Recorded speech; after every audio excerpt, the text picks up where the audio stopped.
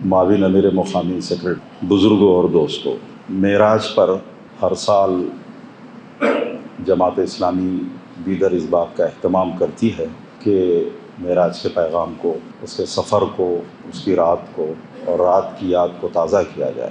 آج کا پروگرام معراج oriented programme ہے۔ ہمارے بھائی محمد عاقب حسین صاحب اس پر بیان فرما رہے تھے اپنے درس میں۔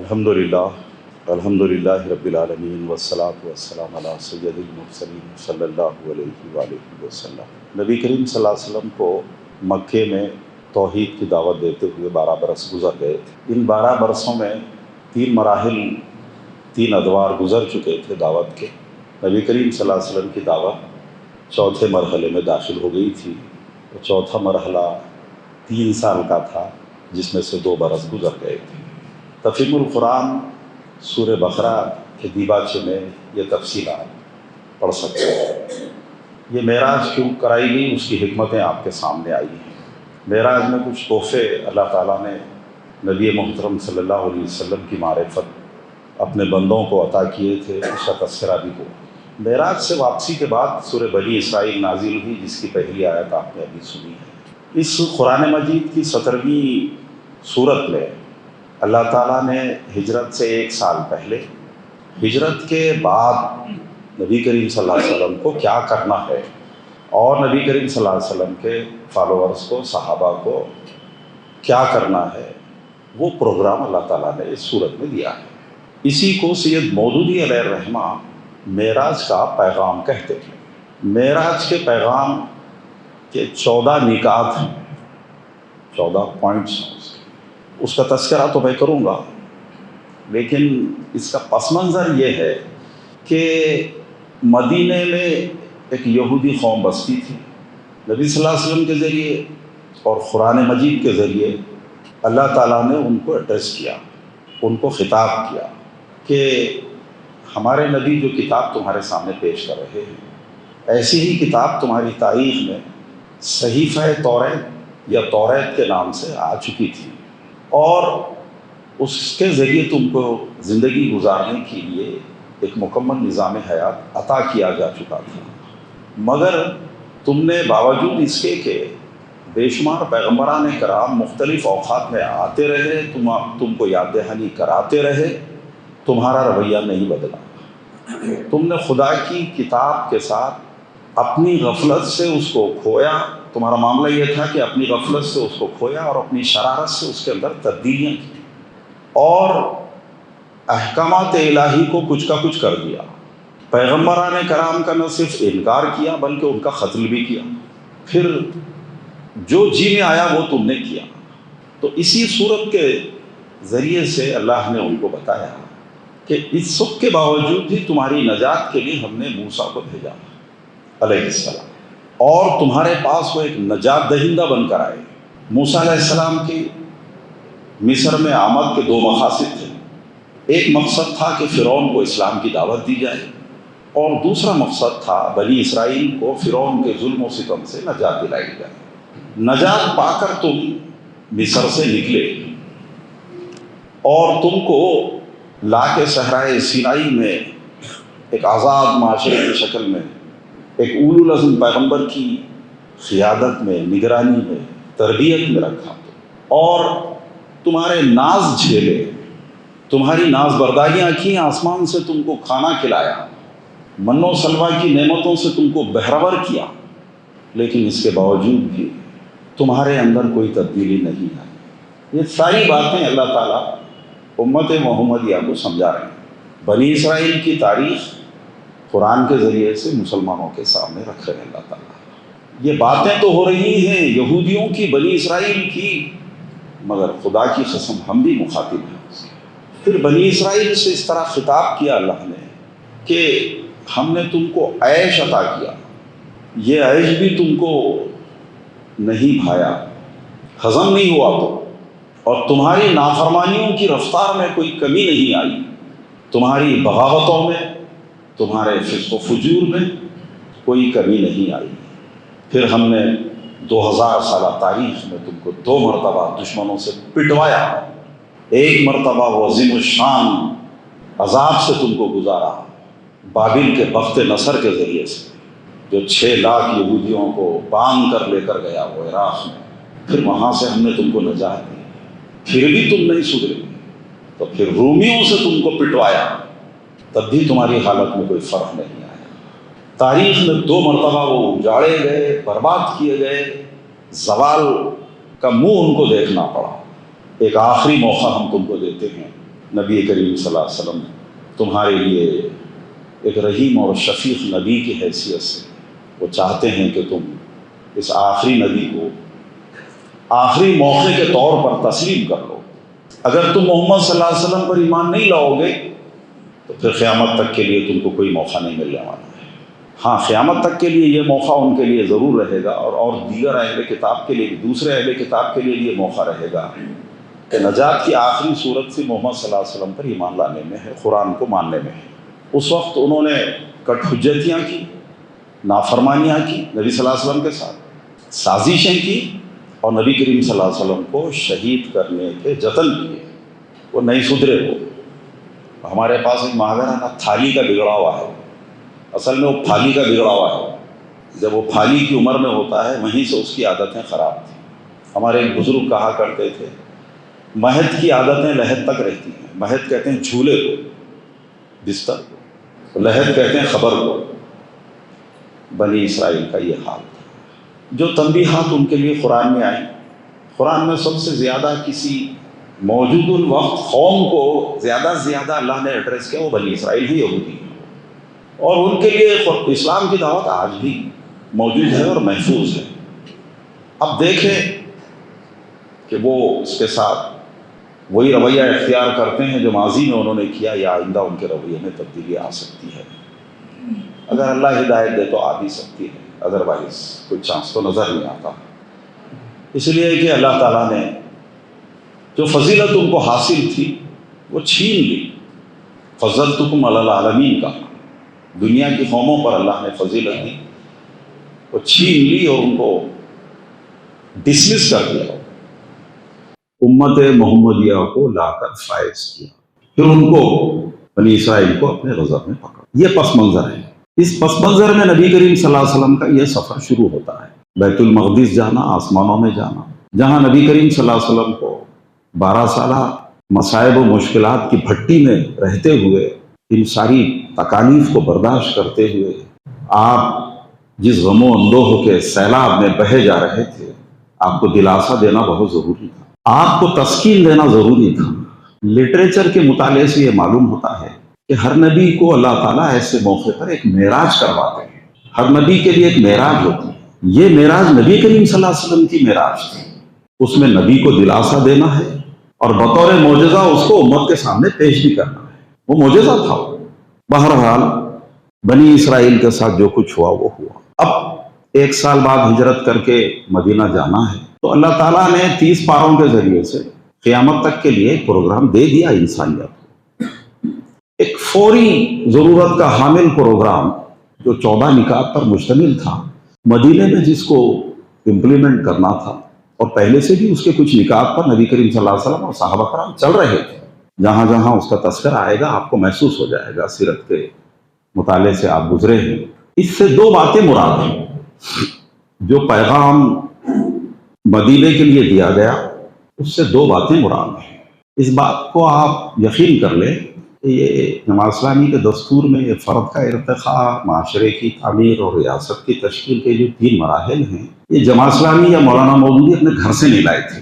یہ قرآن کے اور اسلام کے غیر مطالعے کے نتیجے میں وہ اس نتیجے پر پہنچے کہ ہمارے اندر ابتدا کیسی ہونی چاہیے، ہمارا سماج کیسے ہونا چاہیے، پرسنالٹی ڈیولپمنٹ کیا ہونا چاہیے، سماج کی تعمیر کیسی ہونی چاہیے، اور ریاست کی تشکیل کیسی ہونی چاہیے۔ یہ عکس کیا سید مودودی علیہ الرحمہ نے نبی کریم صلی اللہ علیہ وسلم کی سیرت سے، قرآن کے مطالعے سے اور صحابہ کرام کی زندگیوں سے۔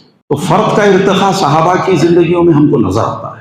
اب یہ ہے کہ مکے کی تنگ اور انتہائی دشوار گزار گھاٹی، مصائب سے بھری ہوئی گھاٹی میں ایک بہترین اسلامی معاشرے کی تشکیل کی طرف اگرچہ کہ یہ قافلہ اسلام رواں دواں تھا، لیکن اس کے اطراف و جوانب میں اتنی دشواریاں تھیں کہ چین کا سانس وہ مٹھی بھر مسلمانوں کو نصیب نہ آتا تھا، اگرچہ مکے کے ہر گھر تک دعوت پہنچ چکی تھی، ہر قبیلے کے 10-5 لوگ اسلام قبول کر چکے تھے، اور پورے جزیرت العرب کا کوئی قبیلہ ایسا نہیں چھوٹا تھا جہاں تک آپ کا میسج نہ پہنچ چکا ہو۔ ایک مختصر جماعت ہی سے ہی آپ صلی اللہ علیہ وسلم کی اطراف جمع ہو چکی تھی، اور ان کا ارتقا جاری تھا۔ ان کا اب تک جتنی تعلیمات ان کو مل چکی تھی اس پر وہ الحمدللہ پوری طرح وہ عمل پیرا تھے، لیکن ایک بہترین اسلامی پاکیزہ مقدس سماج کی تعمیر کے لیے وہ آزاد فضا میسر نہیں تھی جو مدینے ہی میں جا کر حاصل ہو سکتی تھی۔ اس کی پلاننگ 1 سال پہلے اللہ تعالیٰ نے اس پیغام کے ذریعے سے کر دی، تاکہ وہاں جانے کے بعد ایک اسلامی معاشرہ وجود میں آئے، اور اسی کی بنیاد پر ایک ریاست کی تشکیل ہو اور دین کا قیام عمل میں آ جائے۔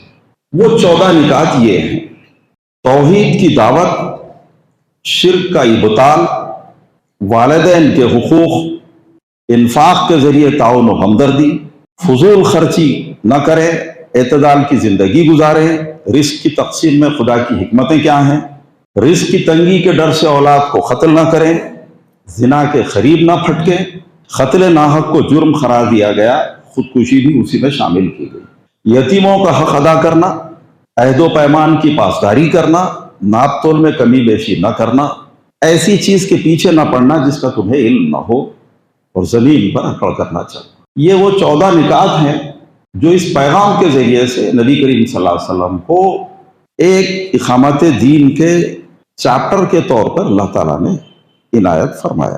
اب ہم یہ دیکھیں گے کہ ان میں سے ہمارے لیے آج کیا کیا ضروری ہے۔ آپ بولیں گے 14 نکات کی پوری تشریح ممکن ہو بھی سکتی ہے، لیکن ہم جس مرحلے سے گزر رہے ہیں ہندوستان میں، ریاست میں اور شہر میں، ہماری ضرورت کا اس میں کیا کیا سامان ہے۔ اگرچہ کہ ساری باتیں اپلیکیبل ہیں ہمارے لیے، ساری باتوں کے ہم مخاطب ہیں اور ساری باتوں کے ہم مکلف بھی ہیں، دیکھیں گے کہ وہ کیا کیا چیزیں ہیں جن پر ہمیں عمل کرنا چاہیے۔ توحید ایک ایسی لازوال اور بنیادی قدر ہے، ایک ایسی ویلیو ہے یہ، جس کو تسلیم کرنے سے انسان ویلیویبل ہو جاتا ہے۔ اللہ کی نظر میں انسان کی قدر اس وقت ہوتی ہے جب انسان موحد ہو جائے، وہ ایک سے زیادہ خداؤں کے تصور سے تائب ہو جائے، ایک سے زیادہ کار پردازوں، ایک سے زیادہ عالم الغیب، ایک سے زیادہ غفار، ایک سے زیادہ رحیم، ایک سے زیادہ رحمان وہ تسلیم نہ کرے۔ وہ ساری صفات جو 99 اسماء حسنیٰ کے ذریعے سے دی گئی، جو میری نظر میں ہمارے چھوٹے دماغوں اور چھوٹی عمروں کے لحاظ سے انتہائی مختصر سلیبس ہے، ورنہ اللہ تعالیٰ کی صفات، اس کے نام، میرا وجدان طبعی کہتا ہے کہ وہ کروڑوں میں ہے، وہ کروڑہا کروڑ صفات اور کروڑہا کروڑ ناموں سے متصف ہے۔ وہ 99 نام ہمارے ذوف عقل کی وجہ سے ہم کو عطا کیے گئے ہیں کہ یہ کم سے کم ہے، اتنا مان لو تم، میں تم کو بخش دوں گا۔ یہ اللہ تعالیٰ کی طرف سے ایک رعایت ہے۔ اپنی ہستی کا، اپنی صفات کا سارا علم اللہ تعالیٰ نے نہیں دیا، یہ سمجھنا چاہیے۔ لہٰذا اس کے بارے میں ہمارا عقیدہ یہ ہو، وہ ایک ہے، کائنات کا وہ مالک ہے، خالق ہے اور اس کا رب ہے وہ۔ پھر یہ ہے کہ نہ اس کی ذات کے معاملے میں، نہ اس کی صفات کے معاملے میں، نہ اس کے اختیارات کے معاملے میں، نہ اس کے علم کے معاملے میں اس جیسا کوئی نہیں اور کوئی شریک نہیں، اور جو شرک کرے گا وہ دنیا میں بھی ذلیل ہوگا، وہ آخرت میں بھی ذلیل ہوگا۔ توحید کی احادیث میں اتنی فضیلت آئی ہے، اتنی فضیلت آئی ہے کہ عقل دنگ رہ جاتی ہے۔ کیا انعامات رکھے ہیں اللہ تعالیٰ، اور بڑے سے بڑے تمام گناہوں کو معاف کر دینے کا وعدہ کیا ہے اگر وہ مشرک نہیں ہے، اگر اس کی عقل میں شرک کے بارے میں کوئی شائبہ نہیں ہے، تو وہ خدا کے حضور میں معافی اول کا مستحق ہو جاتا ہے۔ یہ اللہ کے وعدے ہیں۔ اس کائنات کا اکیلا خالق، کسی کی مدد کا وہ محتاج نہیں، اور ہر دوسری چیز، ہر غیر اللہ مدد کا محتاج۔ فرشتوں سے کام لینا یہ اس کی تدبیر کا ایک حصہ ہے، یہ اس کی مجبوری کا کوئی حصہ نہیں ہے۔ اللہ تعالیٰ نے 6 دن میں کائنات کو بنایا، اور 7ویں دن وہ مستوی عرش ہوا، عرش پر وہ متمکن ہوا۔ وہ کائنات کا شہنشاہ ہے، وہ اپنی کرسی پر براجمان ہو گیا۔ خدا کیسا ہے یہ اس نے نہیں بتایا، اس کی کرسی کیسی ہے یہ اس نے نہیں بتایا۔ بے شمار چیزیں اس کی ہستی کے بارے میں پردہ خفا میں رکھی ہیں اللہ نے، پردہ غیب میں رکھی ہیں اللہ نے۔ میں یہ سمجھتا ہوں اگر وہ چیزیں اللہ بتا دیتا، ہمارے دل اور ہمارے دماغ پھٹ جاتے، ہم ہلاک ہو جاتے۔ ظاہر ہے جتنی بڑی کائنات ہے، 13.5 بلین نوری سال پر پھیلی ہوئی ہے کائنات، اس کا رب کیسا ہوگا، اس کا خالق کیسا ہوگا؟ ہماری چھوٹی سی عقل میں کہاں سمائے گا؟ اس نے ایک مختصر سلیبس دیا، اس کا نام قرآن ہے، اس کا نام رسالت محمدی صلی اللہ علیہ وسلم۔ بس یہ مان لو، جاؤ میں نے تمہیں معاف کر دیا۔ ایسے خدا کو ہم مانتے ہیں، ایسے خدا کو ہم مانتے ہیں۔ وہ بے نیاز ہے، وہ، ہم اس کے نیاز مند ہیں۔ ہم نیاز کریں گے تو اللہ ہی کی نیاز کریں گے، کسی بزرگ کی نہیں، کسی فرشتے کی نہیں، کسی نبی کی نیاز نہیں کریں گے، ہم اللہ تعالیٰ کی نیاز کریں گے۔ اس لیے قربانیوں میں اسی کا نام لیا جاتا ہے۔ ہر روز جو حلال جانور کٹتے ہیں اسی کے نام سے کٹتے ہیں، اور اگر کوئی جانور اس کے نام کے بغیر کٹ جائے تو پھر یہ اللہ کی یہی شریعت کہتی ہے تمہارے لیے حرام ہے۔ جس مسلمہ جانور پر اللہ کا نام نہ لیا گیا ہو، وہ اللہ نے اپنے بندوں کے لیے اس کو حرام کر دیا ہو۔ یہ توحید ہے۔ یہ ایک شاعر نے کہا، توحید تو یہ ہے کہ خدا حشر میں کہہ دے، توحید تو یہ ہے کہ خدا حشر میں کہہ دے، یہ بندہ دو عالم سے خفا میرے لیے ہے۔ کیا بات ہے! توحید چیز ہی ایسی ہے۔ توحید کے تقاضے یہ ہوتے ہیں کہ آباء و اجداد کے غلط تخیلات کی مخالفت کی جائے، سماج کی غلط روایات، کسٹمز اور اس کے ٹریڈیشنز کی مخالفت کی جائے، اور دنیا میں جتنے منکرات پائے جاتے ہیں ان سے بھڑا جائے۔ تو یہی 3 چیزیں انسان کو گمراہ کرتی ہیں۔ یہ توحید ہے۔ مدینے میں، مکے میں جب نبی کریم صلی اللہ علیہ وسلم نے کی دعوت 3 سال کے بعد جب عام ہونے لگی، تو جہاں جہاں یہ اس مشرکانہ ماحول میں توحید کا یہ نقطہ جس شخص کو پر کھل جاتا تھا، جس شخص کو اس کا ادراک، اس کی سمجھ، اس کا فہم ہو جاتا تھا، تو وہ اپنے ماحول کے خلاف مجاہد بن کے کھڑا ہو جاتا تھا۔ لڑکی ماں سے بحث کر رہی ہے، لڑکا باپ سے بحث کر رہا ہے، چھوڑو یہ پرانے ریت رواج، کتنا خدا کو ناراض کرو گے۔ سید مودودی علیہ الرحمہ نے لکھا ہے تفہیم القرآن کے مقدمے میں کہ ہر گھر میں ایک کشمکش شروع ہو گئی، اس لیے کہ یہ کتاب اپنے ماننے والوں کو لیڈر بناتی ہے، مجاہد بناتی ہے، اور زمانے کے برائیوں سے اس کو کشمکش کرواتی ہے۔ یہ ایک نقطہ ہے جو ہم کو لینا چاہیے۔ توحید کا تقاضا یہ ہے کہ ہماری بندگی اور تمام رسومات عبادات، تمام مناسک زندگی، مناسک حج کی طرح بس اسی سے وابستہ ہو گئے، اسی سے وابستہ ہو۔ نبی کریم صلی اللہ علیہ وسلم نے اس پر کس طرح عمل کیا، اس نظریے پر، اس یقین پر، اس ایمان پر؟ ابتدا میں آپ نے منع کر دیا، خبردار قبور کی کوئی زیارت نہ کرے، اس لیے کہ ابھی ایمان کچا تھا، ابھی صحابہ کرام زیر تربیت تھے، انڈر ٹریننگ تھے۔ پھر آپ نے محسوس کیا کہ اب پختہ ہو گئی ہے، توحید مکمل ہو گئی میرے صحابہ کے دماغوں میں، جاؤ۔ اس کا راستہ اس طرح بھی اللہ تعالیٰ نے بند کیا، شرک کا پختہ خبریں بنانے سے منع کر دیا۔ آپ دیکھ رہے ہیں شروع میں ایک خبر پختہ بنتی ہے اور بعد میں اس کے اوپر گنبدان بہمنی اور گنبدان بریدی تعمیر ہو جاتے ہیں۔ اولیاء اللہ کے مزارات پر اونچی اونچی گنبدیں یہ شیطان کے مشورے سے بنتی ہیں، کسی متقی انسان، کسی مفتی اور علماء کرام کے مشورے سے نہیں بنتی۔ تھانہ بھون کے قبرستان میں جائیں تو حضرت مولانا اشرف علی تھانوی رحمۃ اللہ علیہ کی خبر کی نشاندہی کوئی مقامی آدمی کرے تو کرے، وہاں کوئی نشان نہیں ملتا۔ ہمارے بزرگوں نے، علماء کرام نے اس کا اہتمام کیا۔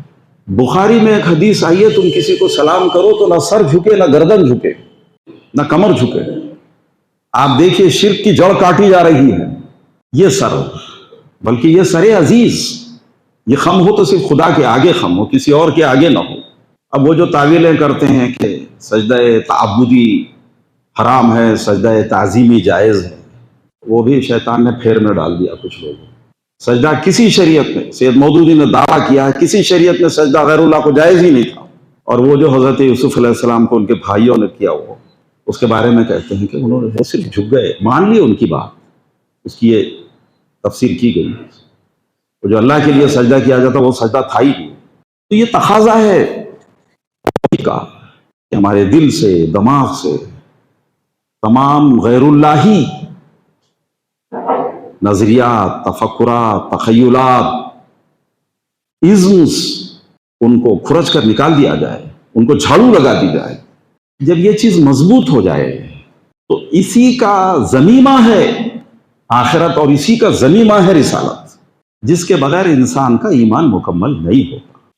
خدا پر ہم نے غیب میں ایمان لایا، آخرت بھی غیب میں ہے، اور آج ہمارے لیے نبی کریم صلی اللہ علیہ وسلم بھی پردہ غیب میں ہے. لیکن نجات کا واحد راستہ یہ ہے کہ یہ تین بنیادی چیزوں کو مان لیجیے، اور وہ جو ایمان مفصل میں دیگر چیزیں آتی ہیں وہ اسی کے تحت ہے. قرآن میں اس کی صراحت ہے، اسی کی بنیاد پر علماء قدیم نے اس کو ترتیب، اس کی تدوین کی تھی، ایمان مفصل اور ایمان مجمل. یہ جب پختہ ہو جائے تو اب اللہ تعالیٰ پوری زندگی گزارنے کے لیے نظام دیتے ہیں، اور وہ اس نظام پہ عمل کرنا بندے کے لیے آسان ہو جاتا ہے. آج میرے لیے اگر دین پر چلنا مشکل ہے تو اس میں میرے لیے یہ میسج ہے کہ میرا ایمان بڑا کمزور ہو گیا ہے. اب کوئی دین کا عمل، خدا کا کوئی حکم مجھے گراں کیوں گزر رہا ہے؟ وہ اسی لیے گزر رہا ہے کہ خدا کو میں جیسے پہچاننا تھا نہیں پہچانا. وما قدر اللہ حق قدرہ، اللہ نے خود کہا. یہ افسوس بندوں کے حال پہ، انہوں نے اپنے پروردگار کی، اپنے اللہ کی جیسی قدر کرنی چاہیے تھی نہیں کی. اللہ میاں کو افسوس بندوں کے حال پہ ہو رہا ہے. افسوس. اس کا دوسرا مفہوم یہ ہوا کہ تم کسی کام کے نہیں رہے، بڑے ناکارہ لوگ ہو. اللہ کے انعامات کیا کیا ہیں، وہ ظاہری نعمتیں جو نظر آتی ہیں، وہ بے شمار نعمتیں جو دکھائی نہیں دیتی ہیں اور بندے کے حصے میں آتی رہتی ہیں، آتی رہتی ہیں، آتی رہتی ہیں. سوئی کی نوک کو اگر یونٹ مانا جائے، سوئی کی نوک کو اگر یونٹ مانا جائے، اب پورے جسم کو کیلکولیٹ کر لیجیے. ایک سوئی چپتی ہے، تکلیف ہوتی نہیں سرا سا، اس کو یونٹ مان لی تو کتنے کروڑوں احسانات تلے انسان دبا ہوا ہے. اور یہ کہاں سے آئی، کہاں سے لایا؟ یہ کسی مہربان پروردگار نے اس کو عطا کیا. میرے بندے میری نعمتوں سے مستفیض ہو اور میری بندگی میں لگا رہے. میں دینے میں کوئی کمی نہیں کروں گا، لیکن یہ کم سے کم جو نصاب دیا گیا ہے اس پر تو چل کے دکھا.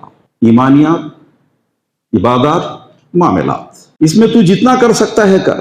مستطاعتم، اپنی استطاعت کے مطابق کا مطالبہ کیا. یہ نہیں کیا کہ تجھے حضرت عمر کے اتنا عمل کرنا ہے، حضرت ابوبکر صدیق کی برابری کرنا ہے، اور تب تک میں تجھے معاف نہیں کروں گا. نہیں، اللہ جانتا ہے ہم کتنے کمزور ہیں، ہمارے لحاظ سے ہم کیا کر سکتے ہیں، اس کے مکلف ہیں ہم. یہ توحید ہے. ایک اور پوائنٹ میں لیتا ہوں اس میں سے، وہ ہے سماج کی تعمیر میں، بہترین، پاکیزہ اور ایک خوشگوار سماج کی تعمیر میں انفاق کی بڑی اہمیت ہوتی ہے. چونکہ میں نے تذکرہ کیا، ایک پوائنٹ یہ بھی ہے کہ رزق کی تقسیم میں اللہ تعالیٰ کی حکمت کیا ہوتی ہے. قرآن کہتا ہے ہم جس کو چاہتے ہیں خوب رزق دیتے ہیں، کسی کو ہم نپا تولا دیتے ہیں. قرآن میں کوئی تیسری کیٹیگری نہیں ہے کہ ہم بھوکا مار دیتے ہیں، نہیں ہے. دو ہی کیٹیگری، کسی کو خوب رزق دیتے ہیں، کسی کو نپا تولا دیتے ہیں. وہ نپے تولے میں غریب بھی ہوتا ہے، ایک متوسط درجے کا بھی ہوتا ہے، ایک مڈل کلاس کا ہو سکتا ہے. اب یہ ہے کہ ہماری سماج کے، ہمارے خاندان کے، ہمارے رشتے کے، ہمارے پڑوس کے جو پچھڑے ہوئے ورگ ہیں، لوگ ہیں، جن کو اللہ نے نوازا ہے، ان کا حق اس میں رکھ دیا گیا ہے. کسی کو اللہ تعالیٰ نے اس کی کفالت سے زیادہ دیا ہے تو پھر اس میں اس کے غریب پڑوسی کا، غریب رشتہ دار کا حق رکھ دیا گیا ہے. اس میں اب کوئی دو رائے نہیں. اس کے لیے بڑے جتن کیے گئے. غلامی کو ختم کرنے کے پورے انتظامات کر دیے اللہ تعالیٰ نے. یہ کیا بات ہے کہ اللہ کے بندے برابر ہیں، لیکن کوئی آقا ہے اور کوئی غلام ہے. غلامی کا خاتمہ کرنے کا پورا بندوبست کیا اسلام نے، اور بالآخر وہ ختم ہو کر رہا ہو. کلیتاً اس کو منع کیوں نہیں کیا گیا، حرام کیوں قرار دیا گیا، اس کی بڑی بحثیں ہیں. مجھے الگ سے 1 گھنٹہ آپ دیں گے تو میں انشاءاللہ کوشش کروں. لیکن ایسا انتظام کیا کہ اس کا خاتمہ ہو، اور وہ خاتمہ ہو چکا. آج دنیا نے تسلیم کر لیا کہ انسان کو غلام نہیں بنایا جا سکتا، نہ اسے خریدا جا سکتا ہے، نہ بیچا جا سکتا ہے. اقوام متحدہ کے چارٹر میں یہ چیز آپ کو مل جاتی ہے. دنیا کی تمام قوموں نے اس کو تسلیم کر لیا. یہ اسلام کا فیضان ہے، یہ خدا کی مہربانی ہے. اب یہ ہے کہ سماج کے پچھڑے ہوئے، غریب، غربا، مفلس، ان کو اٹھانے کی ذمہ داری کس کی ہے؟ وہ کھاتے پیتے لوگوں کی ذمہ داری ہے، ان کے ساتھ ہمارا معاملہ بہتر سلوک ہونا چاہیے، ان کی شادیوں کے موقع پر، ان کی تعلیم کے معاملات میں، عیدین کے موقع پر فطرے کا انتظام کیا، زکوٰۃ کا انتظام کیا۔ یہ ایک آزمائش ہے دولت مندوں کے لیے، ایک نظریہ قارونیت ہوتا ہے جس سے زکوٰۃ کا مطالبہ کیا گیا۔ زکوٰۃ کا مطالبہ مسلمان سے کیا جا سکتا ہے، امبانی اور اڈانی سے نہیں کیا جا سکتا۔ حضرت موسیٰ علیہ السلام نے قارون سے زکوٰۃ کا مطالبہ کیا تھا۔ اس نے کہا کائیو زکوٰۃ؟ آپ نے کہا کہ ہمارے سماج کے جو غریب غربا ہیں، اللہ نے تمہاری دولت میں ان کا حصہ رکھا ہے، ان کو دینا ہے ان کو۔ تو اس نے دو جواب دیے اس کے، سورہ قصص میں ایک پورا رکوع ہے اس کا۔ اس نے کہا یہ میری محنت اور میری عقل سے کمائی ہوئی دولت ہے، میں نے اپنی ہوشیاری سے کمایا ہے، میں ہی اس کا مالک ہوں۔ دوسرا جواب یہ دیا، اے موسیٰ علیہ السلام، اللہ نے جن کو غریبی کی سطح پہ رکھنا طے کر دیا ہے، تم ان کا اپلفٹمنٹ تم کیوں چاہتے ہو؟ اللہ جن کو ایک ویکر سیکشن میں رکھنا مقدر کر دیا ہے، اب تم ان کو کیا کھلا پلا سکتے ہو؟ تم اللہ میاں کی حکمت تم خود نہیں جان رہے۔ اس بے وقوف نے یہ جواب دیا۔ اس کی گونج ہمارے پاس بھی سنائی دیتی ہے، ایسے نامعقول اور مکروہ کلمات سننے کو ملتے ہیں ان گناہگار کانوں میں، پڑھتے ہیں دیے نہ 30 روپے کی ساڑی بانٹے نہ زکوٰۃ کے طور پر، 50 عورتوں میں بانٹے، اور 100 روپے کی فلاں چیزیں زکوٰۃ کے طور پر بانٹتا ہے۔ کیا زکوٰۃ خیرات کا نام نہیں ہے؟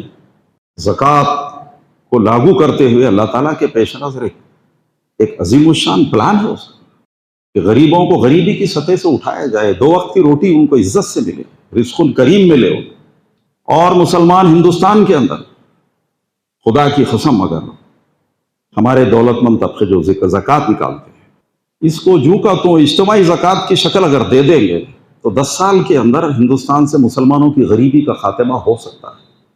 لیکن وہ تتر بتر ہو جاتے ہیں۔ چند فاؤنڈیشنز ہیں جو اجتماعی طور پر کلیکٹ کر کے وہ قوم کے غریبوں کی مدد کرتے ہیں، اور جو سورہ توبہ کی آیت نمبر 60 میں جو ان کے 8 ہیڈ ہیں، اس کے تحت ان میں سے کچھ ہیڈز میں وہ صحیح تقسیم کر دیتے ہیں۔ ورنہ امت کا سواد اعظم انفرادی زکوٰۃ، انفرادی لوگوں کو بانٹ کر وہ اس کو ایک چھوٹے مقصد کے لیے ختم کر کے مطمئن ہو جاتا ہے، اور اس کے بعد جب وہ 2.5% اس کے پاس ختم ہو جاتے ہیں اور کوئی مانگنے والا آیا، نہیں ختم ہوگی ہمارے پاس زکوٰۃ، ابھی 97.5 روپے باقی ہیں اس کے پاس، 97.5% رقم اس کے پاس، مالیہ سونا چاندی اس کے پاس باقی ہے، مویشی باقی ہیں اس کے پاس، اور پھر وہ ٹکاسا جواب دیتا ہے۔ وہ کیا ٹکاسا جواب دے گا؟ وہ خود 2 ٹکے کا ہو کے رہ گیا وہ اللہ کی نظر میں۔ تو اللہ نے قرآن مجید میں بے شمار مقامات پر اپنے بندوں کو انفاق کے لیے ابھارا ہے کہ ہمارے سماج میں کوئی نیچے ہاتھ والا نہ رہے، اس لیے کہ اللہ کی شریعت نے یہ طے کر دیا ہے کہ نیچے والے ہاتھ سے اوپر والا ہاتھ افضل ہوتا ہے۔ ید العلیٰ بننا چاہیے، ید العلیٰ بننا چاہیے، ید السفلیٰ نہیں بننا چاہیے، اس لیے کہ یہ غریبی انسان کو خدا اس کی بندگی کے لیے سوچنے کا موقع نہیں دیتی۔ آپ غریب لوگوں کو، مفلس لوگوں کو دیکھتے نا، بس اسی میں پریشان رہتے ہیں 10 12 14 گھنٹے۔ اگر ان کو تھوڑا سا مالی سپورٹ ہو جائے، ان کا گھر عزت سے چلنے لگے، تو پھر آپ کے وہ جو مطالبات ہیں، دعوتی مطالبات، اس کو وہ دھیان دیں گے۔ وہ نبی کریم صلی اللہ علیہ وسلم نے مدینے میں جن سائلین کی اور جن فقیروں اور محتاجوں کی مدد کی، کبھی ان کو پہلے کھانا نہیں کھلایا، کبھی ان کو پیسے نہیں دیے، پہلے ان کو کھانا کھلایا، اس کے بعد کمانے کی ترکیب بتائی۔ انسان کا جب دنیاوی مسئلہ حل ہو تو آپ کی دعوت اس پہ اثر کرے۔ ایک بھوکے آدمی کو جا کے آپ بول رہے ہیں امر بالمعروف اور نہی عن المنکر کا آپ درس دے رہے ہیں، کیا پلے پڑے گا؟ کیا ہماری اس سے ہمدردی کا یہ ترتیب ہے اس کی کہ یہ آرڈر ہونا چاہیے، یہ طریقہ ہونا چاہیے؟ اسلام اس کی فوری ضرورت کو پہلے ایڈریس کرتا ہے۔ اس کی پہلی ضرورت، فوری ضرورت کیا ہے؟ پہلے اس کو حل کیا جائے۔ جب وہ مطمئن ہو جائے، اس کا پیٹ بھر جائے گا، تو آپ کیا بول رہے ہیں اس کے دماغ میں اترے گی وہ۔ یہ ایک طریقہ ہے، ایک سلیقہ ہے۔ تو سماج میں یہ کام کرنا ہے، امداد باہمی کا کام، یہ کوآپریشن ہے، یہ ایک کوآپریٹو ورک ہے یہ۔ معراج کے پیغام میں ایک اور بات کو میں لیتا ہوں، اعتدال کی زندگی گزارنا۔ یہ اللہ تعالیٰ کا جو آرڈر ہے آج ہمارے لیے انتہائی اپلیکیبل ہے۔ کسی غریب کو بھی دیکھ لیجئے، آج آپ بھاری بھاری صابن اس کے گھر میں استعمال ہو رہے ہیں، اس کے گھر میں ایک ٹی وی ہے، اس کی بچیاں قیمتی چیزوں کا مطالبہ کرتی ہیں، اس کے نتیجے میں وہ قرض میں ڈوب جاتا ہے۔ زندگی میں توازن نہیں ہے، خرچ اور اخراجات میں توازن نہیں ہے۔ نبی کریم صلی اللہ علیہ وسلم کے بارے میں بی بی عائشہ فرماتی ہیں، جب آپ کے سامنے دو کام کرنے کا کوئی موقع ہوتا تو اس میں دو طریقے ہو سکتے تھے، ایک آسان ایک مشکل۔ آپ صلی اللہ علیہ وسلم آسان کو اختیار کرتے تھے۔ اور یہ مشہور حدیث ہم میں سے کس نے نہیں سنا ہو، خیر الامور اوسطھا، ہر کام کا جو بہتر پہلو ہوتا ہے اس کا درمیانی پہلو ہے، اعتدال پسند پہلو ہے اس کا۔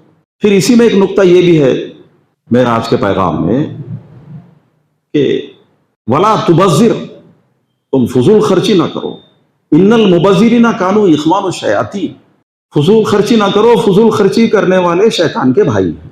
مرحوم دوست ہمارے اللہ کروٹ کروٹ جنت نصیب فرمائے، شیخ وحید صاحب رکن جماعت، انہوں نے حیدرآباد کی ایک شادی کا ذکر کیا۔ وہ ان کے ہول سیلر تھے، وہاں سے یہ مال لاتے تھے۔ وہ صاحب اپنے بچے کی شادی میں ایک بڑے کارٹون میں 500 کی نوٹیں بھر کے لائے۔ وہ نوٹیں وہ فلموں میں جو بتاتے وہ نہیں تھے، اوریجنل تھے وہ، اس کو اڑاتے رہے۔ بارات چلی جا رہی ہے چونٹی کی رفتار سے رینگتی ہوئی، اور وہ 500 کی نوٹیں اڑاتے چلے جا رہے۔ یہ کون سا پیسہ ہے، یہ کہاں ہو رہا ہے؟ ہماری امت میں یہ مزاج کہاں سے آیا؟ یہ ہمارے بزرگوں نے فضول خرچی کے خلاف کام کیا، کنجوسی کے خلاف کام کیا۔ مولانا شفیع مونس رحمۃ اللہ علیہ کے پوتے جلیل بیدر میں پڑھتے تھے، طارق جلیل بیدر میں پڑھتے تھے، تنویر صاحب مرکز میں ایس آئی او میں تھے سیکرٹری، وہ آتے جاتے رہتے تھے، اور ان کا ماہانہ خرچ وہ اپنے دادا سے لے کر یہاں آتے تھے، اور طارق جلیل کے والد سعودیہ میں رہتے تھے۔ ایک دفعہ طارق جلیل نے تنویر صاحب کے ذریعے سے اپنے دادا سے ڈرتے ڈرتے یہ مطالبہ کیا ہے کہ ان پیسوں میں 50 روپے کا اضافہ کر دینا بولیے آپ دادا جان۔ دادا جان سنتے ہی غصے میں آ گئے، فضول خرچی کرنے لگا ہے وہ، صرف 10 روپے انہوں نے بڑھائے، اس میں ان کا گزر ہوا، گزر کرے وہ لوگ۔ ہم اپنے بچے کو اسکول جاتے ہوئے گھرانوں میں نے دیکھا ہے 50 کی نوٹ دیتے ہیں، 20 کی نوٹ دیتے ہیں، 10 کی نوٹ دیتے ہیں، اس کے بغیر وہ اسکول کو نہیں جاتا۔ اب بعض بچے بعض گھرانوں میں اس بات کے عادی ہو گئے ہیں کہ پیسے ملیں گے تو اسکول کو جائیں گے، نہیں تو ان کو وہ ہوتا ہے، وہ اسکولی فوبیا ہوتا ہے، ایک مدرسے کا درد۔ ان کے والدین کو مدرسے کا الگ درد ہوتا ہے، بچوں کو مدرسے کا ایک الگ درد ہوتا ہے۔ وہ درد کی 2 قسمیں آپ سمجھ سکتے ہیں۔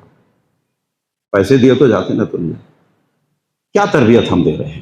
آداب زندگی میں مولانا یوسف اصلاحی صاحب رحمۃ اللہ علیہ نے بچوں کی تربیت کے 40 اصول بیان کیے ہیں، جہاں انہوں نے یہ لکھا ہے کہ بچوں کے ذریعے خیرات کروائیے، ان کے اندر انفاق کی تربیت ہو۔ تو وہیں آپ نے یہ بھی کہا ہے کہ بچوں کو فضول خرچ نہ بنائیے۔ ہم فضول خرچی کرتے ہیں، ہمارے بچے بھی کریں۔ ماں روکتی ہے تو بولیں گے ارے انہیں کے لیے تو کما رہے ہیں نا ہم۔ یہ گمراہ کن فلسفہ ہے، یہ ہم صرف بچوں کے لیے نہیں کما رہے، ہمارے نظریے میں اس وسعت کی ضرورت ہے کہ ہم ایک دنیا کے لیے کما رہے ہیں۔ ہمارے مال میں غریبوں، مساکین اور محتاجوں اور سائلوں کا حق ہے۔ وہ روزانہ گھروں پہ آنے والے سائل نہیں، ان کے بارے میں تو علماء کا فتویٰ ہے 20 سال پہلے، یہ ڈیلی آنے والوں کو مت دیجیے آپ۔ وہ گھر میں کام کرنے والی غریب کی تنخواہ بڑھائیے آپ۔ وہ ٹھیلے پر 8 گھنٹے ٹھہر کر ایک خاندان چلا رہا ہے، انہیں اس کو قرض حسنہ دیجیے آپ۔ یہ ڈیلی منگنے والوں کے خلاف فتویٰ ہے، دیکھیے آپ۔ لیکن وہ جو مساکین ہیں، جو اپنے دکھ درد کو کسی سے بیان نہیں کر سکتے، اللہ نے قرآن میں کہا کہ تم ان کو پہچانتے ہو، ان کی مدد کرو۔ اس معاملے میں فضول خرچی نہیں ہونا چاہیے۔ اور انفاق کے بارے میں حدیث میں ہے کہ انفاق کرنے والا مفلس نہیں ہوتا۔ انگریزی میں arms giving never made any man poor. یہ جو ہمدردی میں جو ہم خرچ کرتے ہیں اس سے مفلسی نہیں آتی، مفلسی فضول خرچی سے آتی ہے۔ پھر کہا کہ کنجوسی نہ کرو، کنجوس لوگ جنت میں نہیں جائیں گے، اپنے ہاتھوں کو گردن سے نہ باندھو۔ معراج کے پیغام کا اس سے بہت بڑا گہرا تعلق ہے۔ اب دیکھیے، اب سماج میں اگر یہ چیزیں آ جائیں تو سماج کیسے ہوگا؟ وہ کتنا بہتر سماج ہوگا وہ۔ ایک بات کو اور لے لیں گے اس میں سے، زنا کے قریب نہ پھٹکو ولا تقربوا الزنا۔ اس فقرے میں یہ نہیں کہا گیا کہ زنا مت کرو، یہ نہیں کہا گیا، اس سے پہلے کی بات کہہ دی اللہ تعالیٰ۔ زنا تو بات کی بات ہے، اس کے قریب بھی نہ پھٹکو۔ زنا کی قربتیں کیا کیا ہیں؟ ایک مدت تک یہ سوشل میڈیا جب سوشلائز نہیں ہوا تھا اور کمرشلائز بھی نہیں ہوا تھا تو ہمارے بڑے بولتے تھے خبردار وہ پوسٹر کو نہیں دیکھنا، خبردار وہ سنیما میں بہت گندگی آ گئی، نہیں جانا۔ اخبار میں فلمی صفحہ، اخبار گھر کو آتا تو فلمی صفحہ پھاڑ کے اس کو ہماری والدہ جلا دیتے تھے، نہیں دیکھنا، وہ فوٹو نہیں دیکھنا۔ حالانکہ وہ فوٹویں اریاں نہیں ہوتے تھے اس زمانے میں، ان فوٹو میں جو عورت ہوتی تھی وہ پورے کپڑوں میں ہوتی تھی وہ۔ اب یہ حال ہے کہ کپڑوں کے اشتہار میں عورت کو، کپڑوں کے اشتہار میں تو عورت کو پورے کپڑوں میں بتانا چاہیے، کپڑوں کے اشتہار میں تک عورت پوری طرح بری طرح متاثر نظر آتی ہے۔ ایک عجیب اشتہارات ہوتے ہیں وہ جس میں شرم و حیا کا کوئی پاس و لحاظ نہیں ہوتا، ان کو اپنا مال بیچنا ہے۔ انہوں نے، یہ بڑی بڑی کمپنیوں والوں نے انسانوں کو، ان کے ذہنوں کو بھی کمرشلائز کرنے کی کوشش کی ہے۔ طرح طرح سے وہ راغب کرتے ہیں اپنے مال کی طرف، اپنے مصنوعات کی طرف، اپنے پروڈکٹس کی طرف۔ یہ چیزیں انسان کو زنا کی طرف لے جا رہی ہیں۔ اب یہ جب سے یہ موبائل آیا ہے، مسلمانوں کی گلیوں میں دیکھ رہا ہوں، کسی بھی محلے میں چلے جائیے، نئے شہر میں ہو یا پرانے شہر میں ہو، غلطی سے اگر کہیں ہمارا ٹائم گزر جائے رات کو 10 بجے، 10:30 بجے، 11 بجے جب ہم گھر کو آ رہے ہیں تو 2-2، 5-5، 4-4 بچوں کے کپے الگ الگ محلوں میں کسی اندھیرے کونے گوشے میں بیٹھے ہوئے ہیں اور وہ موبائل میں وہ دیکھ رہے ہیں۔ اور موبائل میں کیا کچھ ہے ہمارے رفقا جانتے ہیں، کیا کیا حفوات ہیں اس کے اندر، اتنی عریانیات ہیں اس کے اندر، اور دنیا میں کیا ہو رہا ہے کسی کو خبر نہیں۔ ترکی میں کیا ہوا، کئی بچوں سے پوچھا میں، نہیں ہم کو نہیں معلوم۔ پھر یہ موبائل جو دیکھتے اس میں کیا دیکھتے تم؟ وہ رات کے 10 بجے بیٹھ کے، پچھلی رات کا قصہ، آوازیں آئی، میں نمبر 1 کے لیے اٹھا، 12:30 بج رہے، گلی میں آواز ہوئی، باہر نکل کے دیکھا کیا ہے، مزے سے بچے بیٹھے گپ شپ مار رہے۔ کیا ماں باپ بیزار آ چکے ہیں اپنی نسلوں سے، اپنی اولادوں سے؟ ہمارے بھی تو بچے ہیں، ہم کو بھی کچھ سوچنا چاہیے ان کے بارے میں۔ یہ نسلیں آپ کوئی خیال نہ کریں، میرا شدید احساس یہ ہے، ہماری نسلیں زنا کے کنارے جی رہی ہیں۔ زنا ایک سمندر ہے، گندگی کا ایک سمندر ہے، اور اس کے قریب قریب آہستہ آہستہ آہستہ آہستہ جا رہے ہیں۔ نوجوانوں کو مائل کرنے کے لیے مغربی مادہ پرست طاقتوں نے، خاص طور سے امریکہ اور یہودیوں نے، ایسے گھناؤنے پلانز بنا رکھے ہیں، اور وہ مشرقی عوام میں اس کو انہوں نے عام کر دیا، اس کا شکار ہم امت مسلمہ کے نونہال بھی اس کا شکار ہوتے چلے جا رہے ہیں۔ اسلام میں پردہ کیوں رائج کیا گیا؟ چہرہ ہی تو اصل چیز ہے۔ سید مودودی رحمۃ اللہ علیہ، بار بار میں والا اس لیے دیتا ہوں کہ وہ ایک ریفرنشیل پرسنالٹی ہے 2 صدیوں کی، 19ویں اور 20ویں اور 21ویں صدی کی ریفرنشیل پرسنالٹی۔ میری نظر میں ان سے بڑا کوئی اسلامک اسکالر نہیں گزرا۔ ہم ان کو دھڑلے سے ان کو کوٹ کر سکتے ہیں۔ کتاب پردہ پڑھیے آپ سب مل کے، ایک بار پھر پڑھیے آپ۔ چہرہ اللہ تعالیٰ نے جیسا بھی جس کا بھی بنایا ہے، اسپیشلی عورتوں کا، یہی تو انڈیکس ہے اس کی شخصیت کا، پرسنالٹی کا، اس کے کیریکٹر کا۔ اس کو ڈھانپنے کا شریعت نے کیوں حکم دیا؟ یہ چھپا رہے تو لوگوں کی ہوسناک نگاہیں اپنی حد میں رہیں گی۔ یہ حکمت بیان کی گئی ہے کہ تم جلابیب استعمال کرو۔ جلابیب جلباب کی جمع ہے، وہ جو چادر اوڑی جاتی ہے جس میں چہرے کو ڈھانکا جاتا ہے، اور صحابہ کرام، صحابیات، تبا تابعیات وغیرہ ایک آنکھ کھلی رکھتے تھے۔ ایک چادر اوڑھ کر امام حسن بصری رحمۃ اللہ علیہ نے بتایا، ان کے ساتھی نے پوچھا، علامہ ابن سیرین نے پوچھا ان کو کہ آخر کیا اس کا پریکٹیکل بتائیے، اس کا پردہ کیا ہوتا ہے؟ انہوں نے ایک آنکھ کھلی رکھی، ایک آنکھ سے عورت جائے، ایک آنکھ سے اپنا کام کر کے بازار سے آئے، اس کو پوری آزادی ہے۔ اس کے بعد وہ کھیت باڑی کر سکتی ہے، اپنی حد میں رہ کے کما سکتی ہے، حلال و حرام کا لحاظ رکھنا چاہیے اس کو، پردے کے اس اہتمام کے ساتھ تمام جائز امور میں وہ جا سکتی ہے۔ اب اگر امام شافعی کے پاس تھوڑا سا اس میں وسعت ہے، اس پر اس کی فقہی بحث میں ہم نہیں جائیں گے، لیکن اس کا نتیجہ وہی نکل رہا ہے، بے راہ روی اس کا نتیجہ نکل رہا ہے، بے پردگی بے راہ روی کی طرف لے جا رہی ہے۔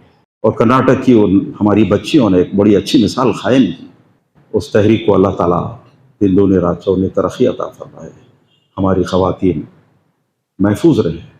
یہ حکمت بیان کی گئی پردے کے قانون کے ساتھ، گھر سے نکلو تو تم اس طرح نکلو تاکہ تم پہچانی جائیں اور ستائی نہ جائیں۔ بڑے بلیغ جملے ہیں یہ، اس پہ ہم تمام اہل علم کو غور کرنا چاہیے۔ کیا مطلب؟ یہ جب پردے میں نکلے گی، نقاب میں نکلے گی، تو پہچانی جائیں اور ستائی نہ جائیں۔ یہ کس قسم کی پہچان؟ یہ ظفر اللہ خان صاحب کی بیوی ہے، بہن ہے، بیٹی ہے، یہ شناخت نہیں مراد ہے اس سے۔ شناخت یہ مراد ہے کہ یہ خاتون بڑی شریف ہے، اس کی یہ شناخت کا میسج جائے گا۔